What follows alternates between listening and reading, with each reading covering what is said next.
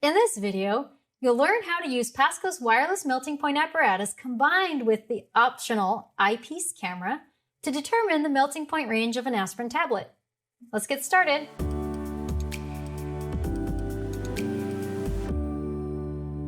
This is a 325 milligram commercial aspirin tablet.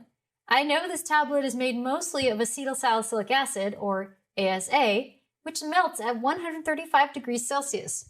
But I also know the large amount of inactive ingredients are impurities that will reduce the tablet's melting point below that of pure ASA.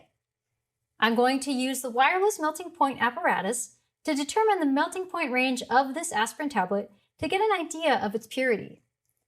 I've ground a tablet into a fine powder and packed at least 3 melting point determination tubes to about 3 millimeters height. I'll need at least 3 runs.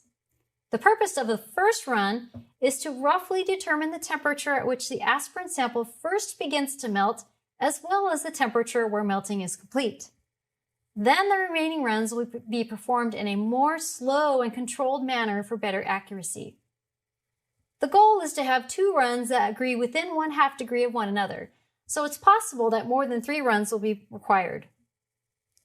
The melting point apparatus comes with an ordinary eyepiece and a camera adapter.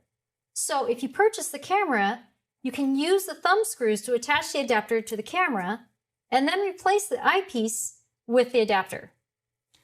Make sure the USB camera is plugged into your device before you open the software. Then turn on the melting point apparatus and connect it in your software. I'm using Capstone software, but you can use any PASCO software product that supports both the melting point apparatus and the eyepiece camera. Visit PASCO.com to see if your device and software supports the apparatus and camera. When I connect the apparatus and collapse the hardware setup menu, I can see the Determining a Melting Point Quick Start experiment. Open it.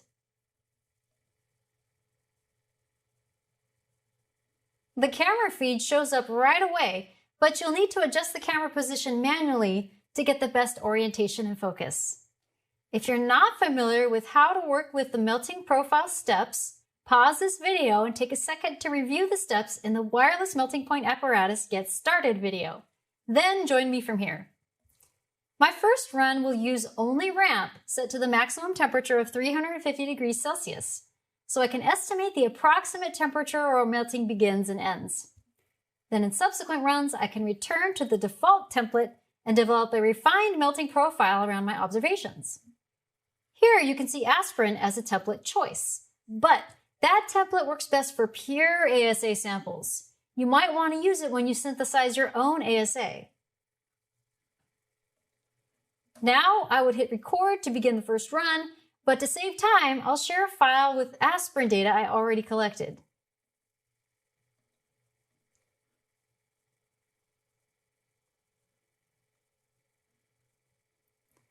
Here is the temperature data for the ramp-only run, and you can see I stopped recording data within 10 minutes because I had already observed melting from beginning to end.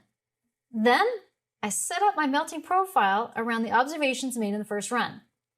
It looked to me like melting started around 133 degrees Celsius and ended somewhere around 144 degrees Celsius, so I set quick ramp to warm up the unit to 131 degrees with a short hold, and I did not add start image capture to my profile until it mattered right before ramp kicks in. I set the interval to the fastest rate, 5, that means 1 snapshot every 5 seconds. For ramp, I stuck with a 1 degree per minute heating rate to exceed the end of melting. Then I added stop image capture at the end of the melting profile. Everything you see here on the screen was in this exact state at the end of the run, which took just over 23 minutes. So let's go over how to analyze the captured image sequence once a run has ended. Switch from recording mode to playback mode to enable the playback controls. It looks like no images were captured, and that was true for the first part of the run because we didn't start capturing images until after hold. First I got my prompt, I had to hit OK, and then we started the image capture. So advance the playback slider until you start to see images. There. And notice how the temperature reading is in sync with the images. Now, find where melting first starts. And be careful, you want to look for the presence of liquid. Don't misinterpret shifting or glistening for melting.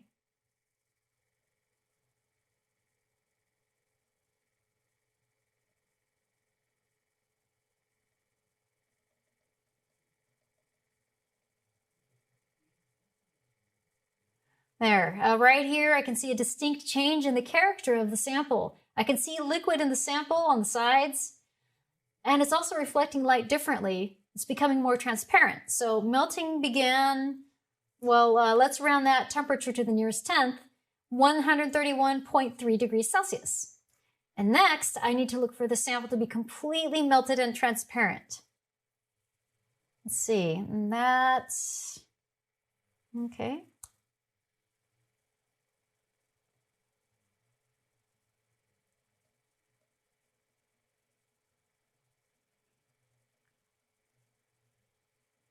Let's see, right about there, I'd say that occurs around 136.7 degrees Celsius. So you might have noticed I was nudging time and temperature, but sometimes the images didn't change. And keep in mind, the image capture rate is set at 5 seconds, so you need to advance 5 seconds before the image changes. It's best to use the temperature associated with the first appearance of an image in the playback timeline. So we've determined the melting point range for the aspirin tablet is 131.3 to 136.7 degrees Celsius. But we need to complete at least one more run to see if the data agrees within 0.5 degrees Celsius of your previous run. So you'll need to switch back to record mode.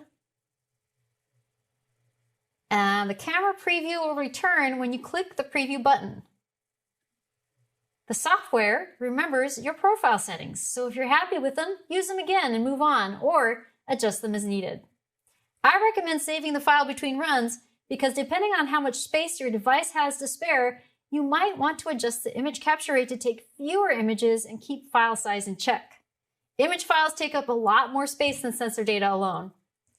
Remember to run the cool function to cool the apparatus until its temperature reaches at least 20 degrees Celsius below the expected initial melting temperature. To see the complete lab investigation instructions, visit PASCO.com and search for the lab titled Melting Point of Aspirin. Adapt the instructions to test the melting point range and assess the purity of your lab synthesized aspirin. Or spice up the lab by looking for patterns in melting point range between different amounts of inactive ingredients or ASA content per tablet. Good luck on your lab, and see you next time.